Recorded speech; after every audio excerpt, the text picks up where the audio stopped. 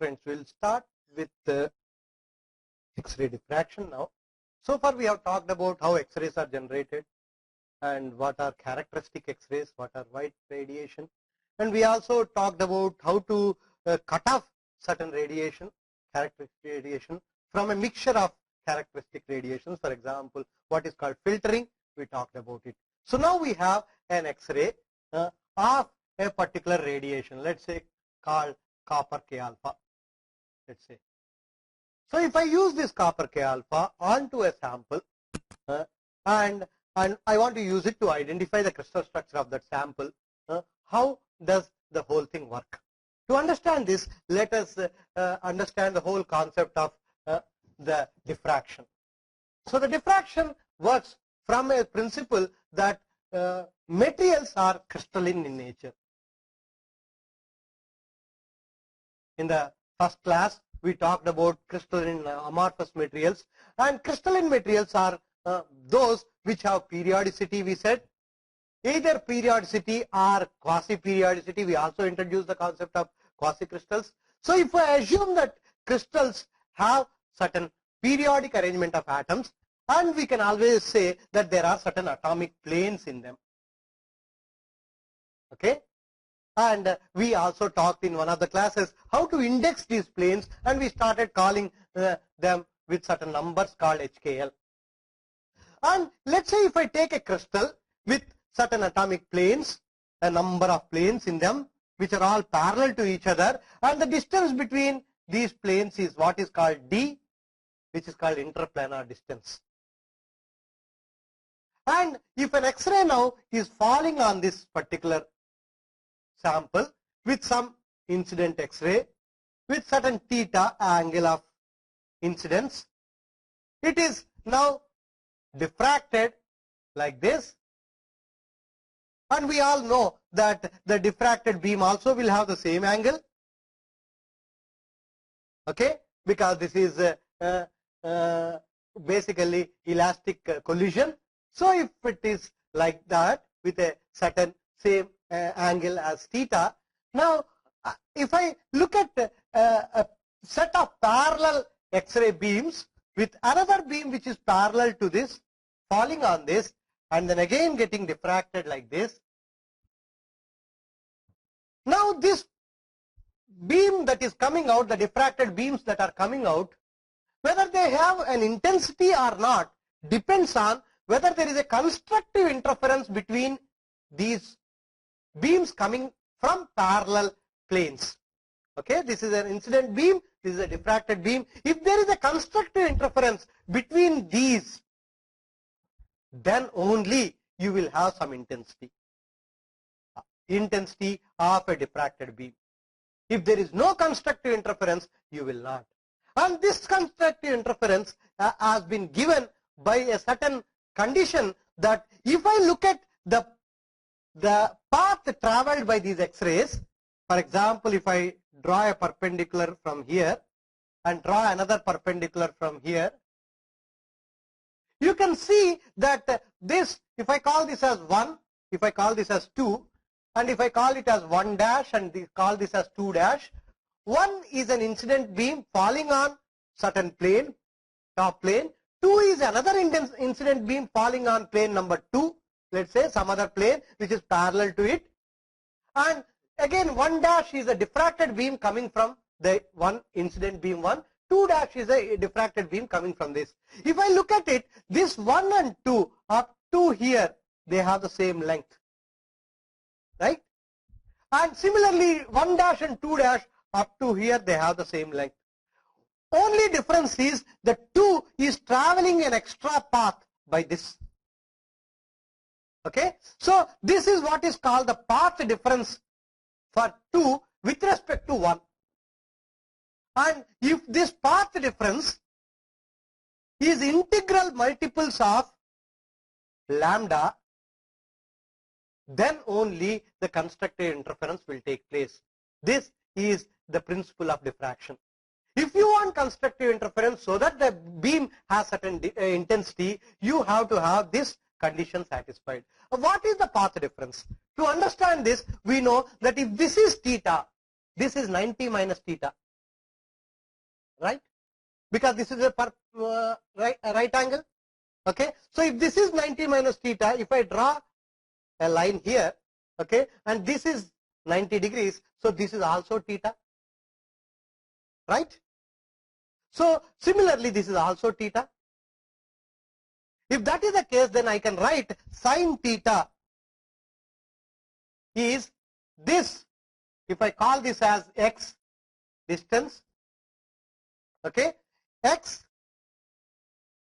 divided by this, right, which is nothing but d. So now this is also another x, right?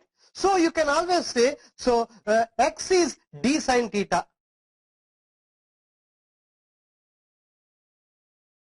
and now because this whole distance is 2x, 2x is 2d sine theta. This is x, this is also x. So the path difference is for us is 2x, right? This is the path difference, this one plus this one, and that is 2d sine theta. So the condition is n lambda is 2d sine theta. This is what people call it as Bragg's law, the condition for the diffraction to take place. What do I mean by diffraction? Condition for the diffracted beam to have some intensity. Otherwise diffraction might be taking place, but the diffracted beam does not have any intensity. If this condition is not satisfied, the diffracted beam will not have any intensity. You will not see the diffracted beam. So if you want to see the diffracted beam, this condition has to be satisfied. And this is what is the whole of X-ray diffraction. And incidentally, this is true for even the electron diffraction. Any beam that is falling, whether it is X-ray beam falling or an electron beam falling, this condition has to be satisfied. So this is the condition for diffraction. We will come to electron diffraction a little later. There we will see how things get modified a little bit. So this is something let us remember, and we will see that this will cause certain diffraction to happen, and this diffraction is what is used for identifying the crystal structures. And in this, what is D? D is called interplanar distance.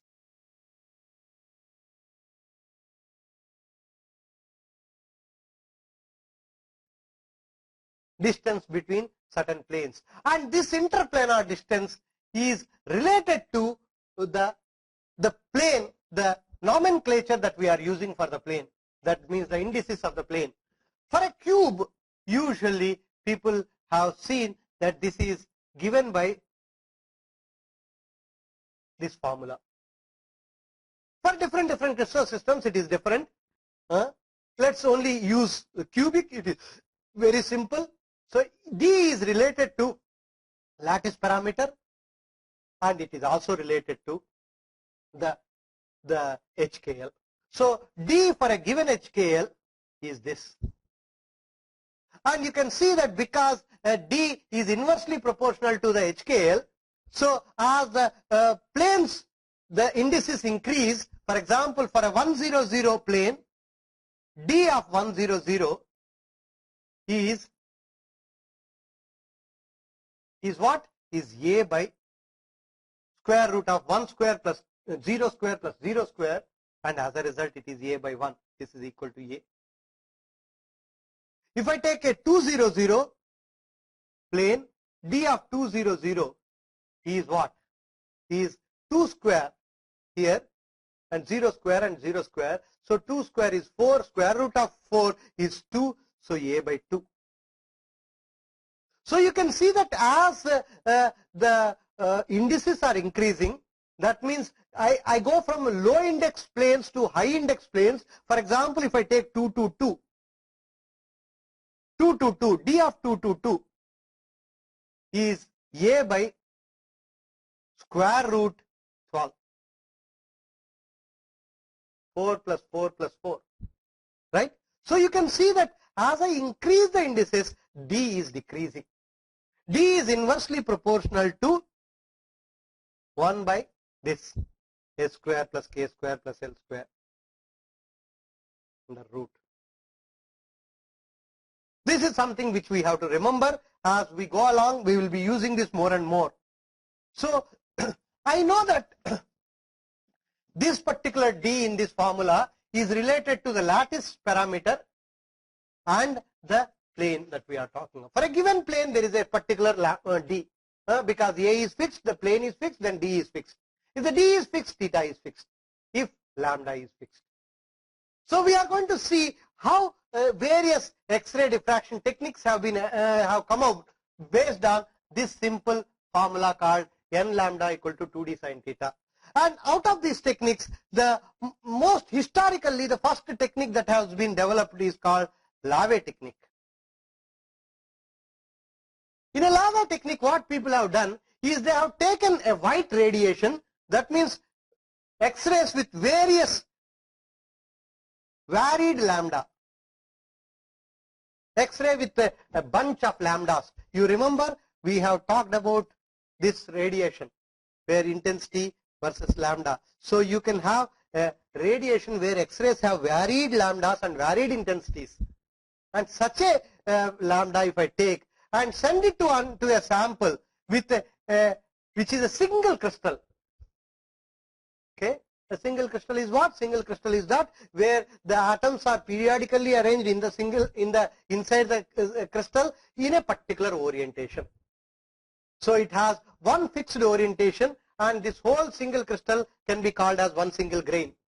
And if I send an X-ray beam with lambda which is variable lambda, but this is a single crystal, then the diffracted beam that is coming out, this is a transmitted beam, and the diffracted beams that come out will come out like this. And there are different atomic planes inside the single crystal. If this is aluminum single crystal, you will have different planes, 100, 200 and all those. For each plane chooses one of the lambda so that it satisfies this condition. Because for a given plane, the D is fixed. Okay? If the D is fixed, the lambda that can give a particular diffraction is also fixed. So every D, every HKL will choose, every HKL will have certain D, and this D chooses a particular lambda so that it gives you a particular theta. So this theta that you are seeing, in fact, to be very frank with you, this is actually not theta. To explain this better, if you remember, if I have the X-ray beam falling like this and the diffracted beam coming like this, this is the incident beam, this is a diffracted beam. If this is theta and if this is theta, then what is the transmitted beam? Transmitted beam goes like this. Okay, so this is a transmitted beam, this is a diffracted beam. So the angle, this angle is also theta, right? Because from the geometry of parallel construction, we can say whenever there is a line, okay, which is being intersected by an angular line, if this angle is theta, this angle is also theta. If this is theta and this is also theta, we know. So the angle between transmitted beam and diffracted beam is always 2 theta. The angle between transmitted beam and diffracted beam is 2 theta. That means if this is my incident beam and this is the transmitted beam, and if this is the diffracted beam D, this is 2 theta. You have to always remember this. That is the reason why in our X-ray diffraction we always use the word 2 theta more rather than actually theta. Because the transmitted beam, if the beam is falling like this and my transmitted beam is parallel to the beam which is falling, and all the diffracted beams I am measuring with respect to the transmitted beam. And because I am measuring with respect to the transmitted beam, and this angle is 2 theta as you can see from this construction, so this is 2 theta. And so each particular HKL plane will choose a particular lambda so that it gives you diffraction at a particular theta, that means at a particular 2 theta. So this particular diffracted beam that is coming out will have certain indices HKL. And this that is coming out will not be like a single beam, but it will come out as a cone of beams going through. How does this cone come? Because if I choose a 1, 0, 0 plane and choose a 0, 1, 0 plane and 0, 0, 1 plane, for example, all three of them will have the same D, right? How do I see that? Because you can see this is the relation. If this is the relation, D of 1, 0, 0 is A by 1 square plus 0 square plus 0 square. That is equal to A by 1. That is A. So if I am talking about 0, 1, 0, it is again 0 square plus 1 plus 0. Again it is A. Even if I am choosing this, also it is the same. Even if I choose 2, 0, 0 and 0, 2, 0 and 0, 0, 2, it is also the same case. This will be A by 2. D of 2, 0, 0 will be equal to A by 2. D of 0, 2, 0 will also be A by 2. D of 0, 0, 2 will also be equal to A by 2. All of them are the same. If all of them are the same, okay, if the D gets fixed, then theta gets fixed because it chooses a particular lambda to give a theta. So that means the angle of diffracted beam for this plane and this plane and this plane is same. That means this angle is same. But then what will be the difference? The orientation is different. So if diffracted beams come like a cone and one beam will be going like this, one beam will be going like this, another beam will be going like this. Each of them, one may be 1, 0, 0, one may be 0, 0, 1, one may be 0, 1, 0. But all of them will have the same angle. The solid angle will be the same. So that is how this whole thing comes out like a cone. This cone of X-rays with same family, all of them. So one family of planes will have all their beams going on the surface of this cone. Okay? And they will all have the same angle. Now if I choose some other plane, H2K2L2, let us say, H2K2L2, which is different from this family, will have a different angle, different 2 theta. Because the D will be different, so as a result theta will be different. So as a result, if I put a screen here, all these diffracted beams will come and hit this particular photosensitive screen, and on the photosensitive screen, when a beam hits a screen, it forms like a dot. You will see like a dot. Like any laser beam falls onto this, you see a dot. It is a beam that is coming, but you see only as a dot. Right? So when this diffracted beam comes here, it forms a dot, and by looking at the arrangement of these dots, with respect to the transmitted beam also falls here, forms a dot. So by looking at the arrangement of, and if I can measure these distances will give me an idea of this theta, and from the theta I can go back and calculate what would be the D. And this is how people can use, put a single crystal, use a variable lambda and find out each beam corresponds to what particular plane. And from that can find out by looking at the arrangement of this, they can find out what crystal structure. When we are going to come to electron diffraction, I will explain this a little more detail, because electron diffraction exactly uses this kind of a Lavie method. We will hold on for a while. This is one of the methods. The second method that is used is what is called, of course in this people also use what is called back diffraction, back scattered. For example, if you have a sample here, okay, if the beam that is, if the HKL of the sample which is getting diffracted is such that the theta is greater than, if this is the 2 theta, if this 2 theta is equal to 90 degrees, then the beam will go like this, right, the diffracted beam. If the 2 theta is greater than 90 degrees, what would happen? The beam, diffracted beam will go like this, right? So if the 2 theta is less than 90 degrees, the beams will all fall onto a screen like this, and this is what is called transmission mode. If the 2 theta, how does this 2 theta come? This 2 theta is related to D, and the D is related to HKL, right? So depending on what HKL I am seeing, and can I not see here the D and theta, because D I can write it as n lambda by 2 sin theta, or I will do the reverse, the sin theta is equal to n lambda by 2d. Right? That means what? If the d is decreasing, then the theta will increase. D is decreasing. When does the d decrease? If the d is decreasing, then HKL is increasing. Or the other words, if HKL is increasing, then the d will decrease. If the d decreases, then the theta will increase. Why? You can see here. If I have chosen 100, then the d was, for d of 100 was A. D of 200 was A by 2. D of 220 was A by root 8. You can see that as the HKL is increasing, the D is decreasing. A by 2 is smaller than A by root 8 is smaller than A by 2. So you can see that as the HKL is increasing, as I am going from low index planes to high index planes, the D is decreasing. If the D is decreasing, because sin theta is inversely proportional to D, the theta will increase. So it is possible that some low index planes will have thetas lower. You can see if the HKL is low, the theta is low. If the HKL is large, then the theta is large. So low index planes, for example, 100 plane will have smaller theta, 220 plane will have larger theta.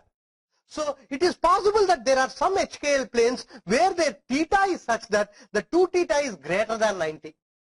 If it is greater than 90, then the beam will come like this. So all those beams will come like this. Then you have to have one more screen here.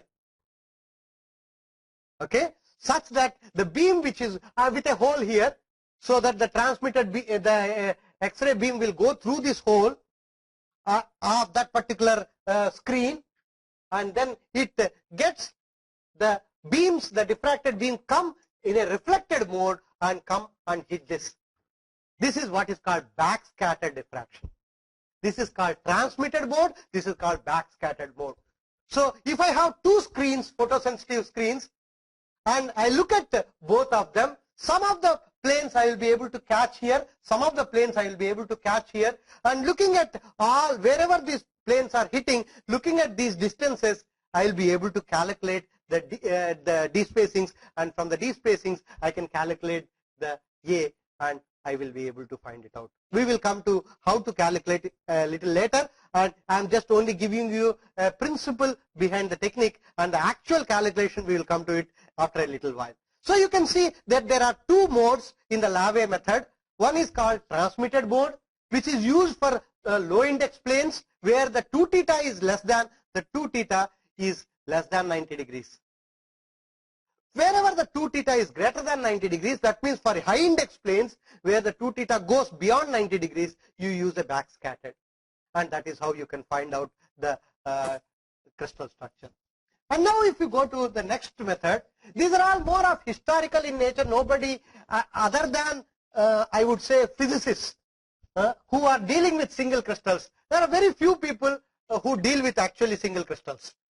Most of the material scientists deal with polycrystalline materials with so many grains inside and sometimes even so many phases in it.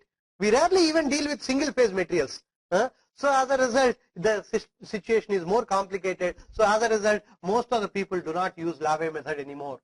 The second technique is what is called rotating crystal. Again, I will also give you just because of historical importance. Otherwise, it is not a very popular technique for polycrystalline material. Here again, we use a fixed lambda and take a single crystal and keep rotating the single crystal. Okay, it is rotated like this, and an X-ray beam falls on it.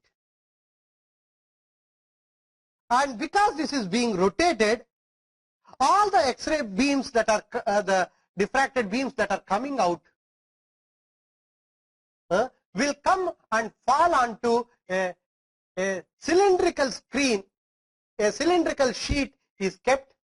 If you put a cylindrical sheet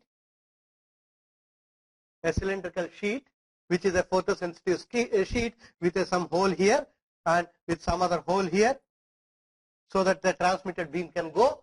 and you will see that this particular diffracted beams fall on this screen, and because this is rotating, okay, it is a cone of X-rays which are falling. So what you see is, if you open up this sheet, finally the cylinder, if it is opened up, you see that this is where it has fallen, and the X-ray diffracted beams will fall as spots on a single line. You can see this cone, there are so many X-rays of a same what is called family, all going like a cone and falling on to this cylindrical screen, and if I open up the screen, you will see they will all look like spots on one single line. So you will see different lines like this, and if I, by measuring this distance, I will be able to know what is the angle, because this distance is related to this angle. If this is my 2 theta, so from the center to whatever particular lines are, for each line I can measure the distance, and this distance gives me an idea of angle, and from the angle I can back calculate, find out the D, and from the D I can find out what is the lattice parameter. So this is how we can be able to find out for again single crystals. Both Lave technique and rotating crystal techniques are used for single crystal to find out what is the orientation of the single crystal, particularly because for many physical property measurements, such as techniques where you have let's say silicon single crystals and things like that, which are used for physical properties like a semiconducting applications, you need to have the crystal with a particular orientation. I want to know which orientation is that, and that can be found out from this. But the most popular technique is what is called powder diffraction. Powder diffraction also has a historical evolution, I should say, where people used to use a camera in the beginning. This is what people call it as Debye-Scherrer camera, where what people do is they take a sample which is a powder sample, where they send a beam onto the sample. Because this is a powder sample, it has so many grains, so this is a polycrystalline sample.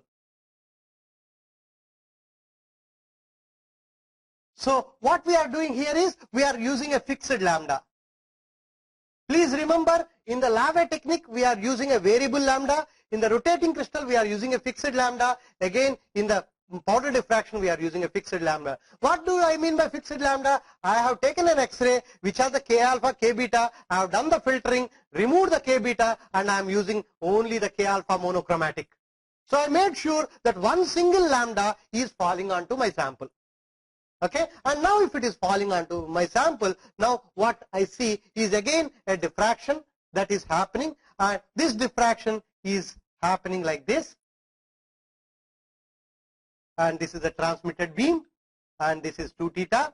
And what I do is I again in order to make sure that this diffracted beams are collected, I put a film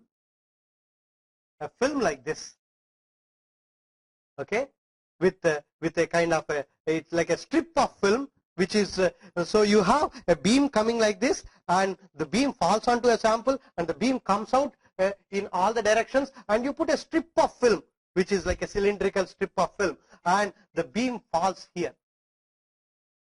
And when you open up the strip is looking like this, with this is the transmitted beam, and the diffracted beams look like this, like arcs, because this falls and a number of radiations fall and it looks like an arc. And now this distance, if I measure, this distance is called S. And this distance, if I can correlate, I can say if this distance, if this is the called R, which is the radius of that particular circle, then I can say if this is 2 theta, 2 theta is this, is if I call this as S, okay, sine 2 theta, sine of this is S by R. Okay. And so you can say if for small angles, I can assume sine theta is equal to sine theta. So people usually write it as r2 theta is equal to s. This is only valid for smaller angles. Whenever angles are smaller, sine theta can be approximated to theta. All of us know this. Okay. So simply people use this kind of a formula, r2 theta equal to s. And if I know the r, and if I measure what is this distance after the diffraction experiment has been conducted, I just simply measure this distance, and from the distance I can find out the theta. If I know what is the r for my cylindrical film that is being used. So once I know the r for the whole camera, camera is like a cylindrical camera, and I can find out the s. S can be measured, r is already known, so 2 theta can be measured, and once I know the 2 theta, I can use again the formula to this formula to find out what is the d, because already lambda I know what lambda, so I know the theta, and from the theta I can find out the d, and once I find out the d, I can do this. It is not so simple. I will come to it how to do this, because here d is connected to both A and HKL. How do I find out both A and HKL from one single d? Is going to be difficult. We will try to see how to solve that problem as we go along. So this is all about various methods that are used, and the next method that has come out, which has become the most popular, is no more this camera method. Nobody nowadays uses any camera. They use what is called diffractometer. People call it as powder diffractometer. Most of the people who buy XRD equipment, they are only buying this diffractometer, where you have a sample onto which X-rays fall, and the diffracted beams are coming out, and you have a detector which keeps on rotating, okay, in a particular arc fashion, and keeps on collecting all the X-rays which are falling on various angles. And this is like a counter. It keeps on counting the energy of this beam that is coming. And so you will see that when depending on what are the planes which are giving diffraction, when this keeps on moving, only at a certain angles it suddenly receives a peak, it receives a beam that is coming out, diffracted beam. It may not get any beam when it is here, but it may get a beam when it is here. But it may not get any beam when it is here, but it may get a beam when it is here, depending on which are the planes which are diffracting. So you will see, if I put collect all this and plot the intensity versus 2 theta, you will see suddenly there are certain peaks here. At certain fixed angles. You will know very soon why they are at fixed angles, and why not there are so many peaks at all the angles, but only certain fixed angles you start seeing. We will see as we go along. So what we do is, as it keeps on rotating, which is called a goniometer, and as it keeps on rotating, it collects all these and then puts it, and while doing this, you will be able to see that there are different peaks with different intensities, and I need to understand what are these peaks from the angle, and I also need to understand what is the structure corresponding to this material. So from this kind of a diffraction pattern, what I get only is 2 theta. From the 2 theta, can I find out the structure and also find out the lattice parameter? Whenever I say determining the nature, crystal structure of a sample, what I mean is 2.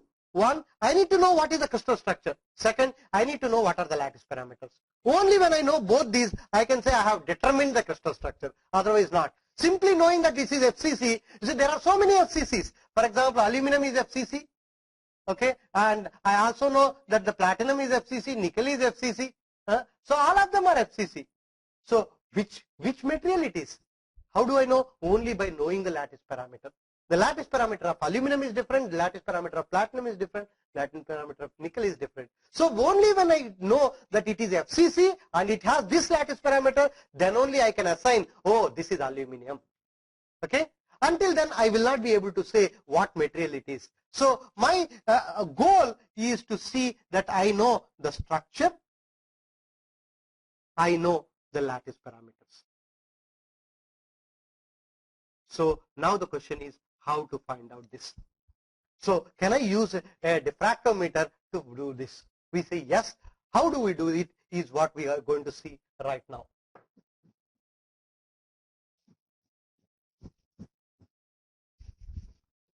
To understand this, I need to know one more aspect which we have not introduced so far.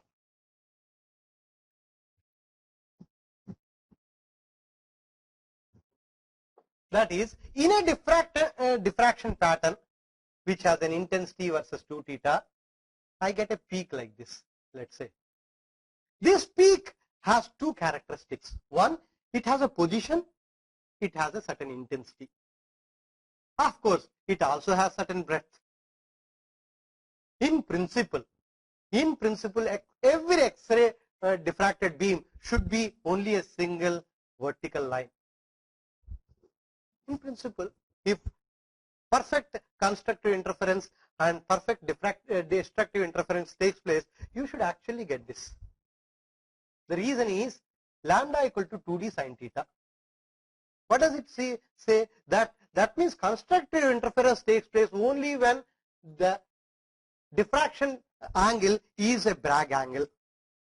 At any angle smaller than theta b or larger than theta b, the intensity has to be 0, I equal to 0. That is the condition of Bragg's condition. At theta equal to theta b, there is certain intensity, I is non-zero. What is the actual value? We will see it a little later, but it is a non-zero. But the moment theta is either smaller than theta b or larger than, it should be actually go to 0. But you see it does not. And you see that the XRD peaks usually will have, rather than a line like this, it will have a profile like this with certain breadth at various positions. And this is what we call it as peak broadening.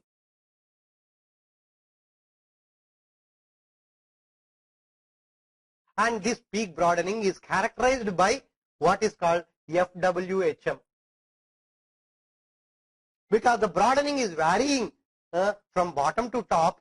In order to give a particular characteristic broadening, we take the full height and take half of it and find out what is the width at half the intensity, h by 2. Full width at half maximum, that is the acronym for this. Full width at half maximum. Measure the full width at half the maximum height is what is a representative of this. Why does this happen? It happens because of a number of reasons. We will see to it a little later and discuss how I can use this to find out variety of stuff. So we will also see, because this is related to what is called strain inside the material. This is also related to the grain size of the material. So we can find out variety of things by doing this. It is also related to what is called instrumental broadening. Instrument itself gives some broadening, and we will see as we go along. So if I look at the XRD pattern, as I said, it has a position, it has an intensity. Of course, it also has a breadth. These are the three characteristics. So position, intensity, and breadth.